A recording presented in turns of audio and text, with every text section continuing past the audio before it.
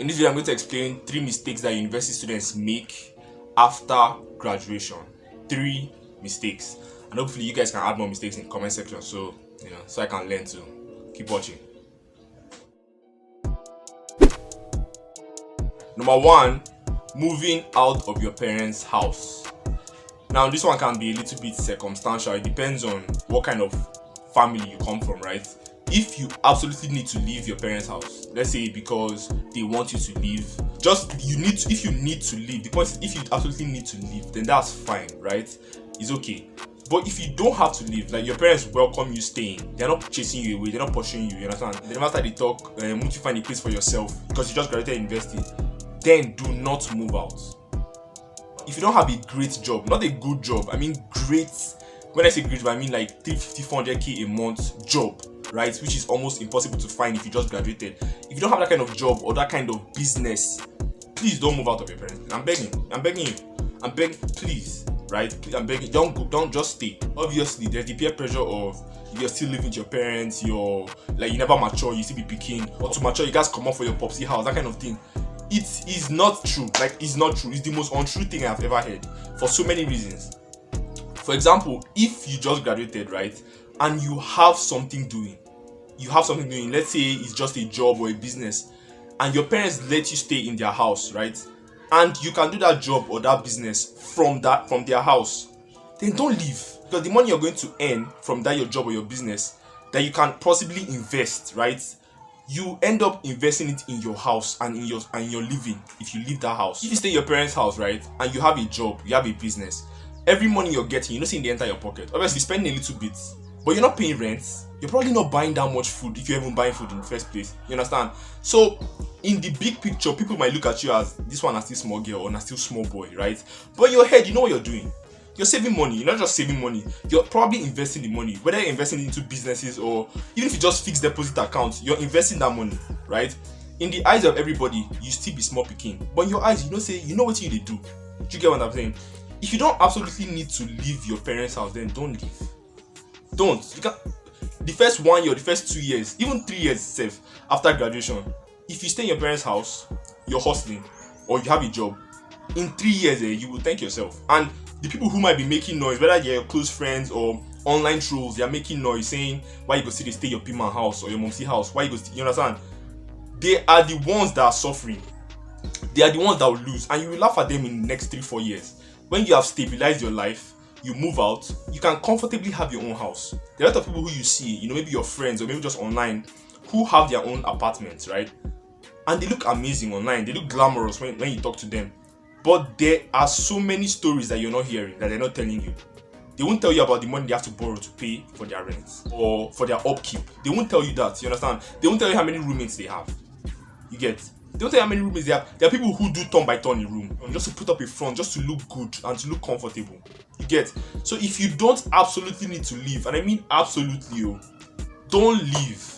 Stay at home. If you can run your business there, or you have a job that you're doing there, no wahala, just do it. Obviously, parents will be annoying once you have graduated.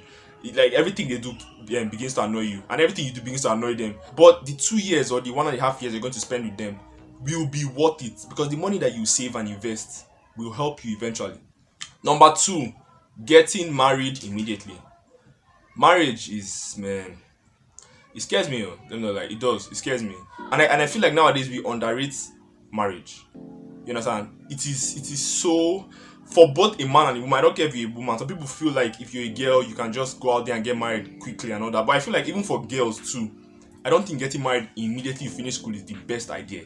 But this whole point is directed to the guys. This whole point, getting married for a guy, right, is basically you getting married to a wife, her family, and you're still married to your own family as well. You get? Within Nigeria, you can't do the kind of obligations that come in marriages are insane. They are extremely insane. It's not just financial obligations. You feel like if you have enough money, okay, it's time to get married, but it's bigger than that. There's a lot of maturity that has to come before marriage. There's a lot. There's a lot. And sometimes when young couples want to get married, parents start, advising them on how it's too early, the guy is too young, and this and this. And it seems annoying, but they know what they are saying. They know what they are saying. You understand? I don't have like a specific age that okay, this is the right age to get married. But what I'm saying is, rushing into marriage after graduation is never a good idea. Whether you're a guy or a girl, you need to be grounded, you need to be a little bit more stable, not just financially, but mentally. You understand? Knowing that, okay, you know what, I'm going to be with this person for the rest of my life is not a decision you want to rush into. You see marriages that are cooked up in 1 week or 2 weeks, like the guy and the girl met 3 weeks ago or 4 weeks ago, and they're married, and when they post it on social media, everybody's like, leave them, and people's times are different, or I don't even know how they even say it, but they're trying to say everybody's own is different. Yeah, everybody's own is different. It's very possible that they knew that they had to, that they knew they were meant for each other after a month, and this and this and this, but to me it is bigger than that. Marriage is a lifetime commitment. I feel like sometimes you forget that marriage is supposed to be a forever thing. If somebody says you're going to be imprisoned with somebody, you two often go day one cell, one cage for the next 70 years. Are you just going to run out there and just pick any random person? You just call any random person on the road and say, how far 12 of us go day prison for the next 70? You have to know, you really have to know how compatible both of you are. And you can say what you like, but you just cannot know in 1 month. I just don't see it happening. I don't know how possible it is to know in 1 month that, okay, this one I want to be with. Maybe I'm wrong, maybe I'm right, maybe I'm wrong, but that's just what I feel. So from a man's standpoint, you need to mature financially, obviously. You also need to mature as a person until you know yourself and you know who you are, right? Until you love yourself, until you're stable financially as a man and stable mentally as well, because the mental aspect is also very, very important. I don't think anybody should jump into marriage after you just, graduated from the university. As awesome as marriage is, sometimes it closes opportunities down. Sometimes, you understand? It closes opportunities down for you. Number 3, trying to live up to the standards of your peers. And so it's kind of like the first point I made. What I'm trying to say with this point is nobody's going to make themselves look like they're suffering. Somebody can be going through hell. Somebody can be going through the worst times. But most likely, when you see them online or when you see them in person, they'll put up a front of being happy, being fulfilled. Oh, we thank God, everything is working out. They won't come out there giving you the bad news unless they're like very pessimistic. But most times, all you see is the bliss, the happiness, the positives. And when you see all these things, you'll be like, how far? Why won't my life be like this person's own? And that's when you try to live up to somebody else's standards, when it might never be the person's actual standards. The person might just be putting it up, just to look good, just to look comfortable, just to look like he or she is not suffering. And then you can't carry on for head. See what he said, or see what she said she's doing. See what that person said they can afford, or see where they said they are living. Oh my God, did you see the car that he drove here or she drove? But you don't have the full story, right? But you just want to live up to that standard of that person. And the problem with that is 2 things. You're wasting money and you're wasting time.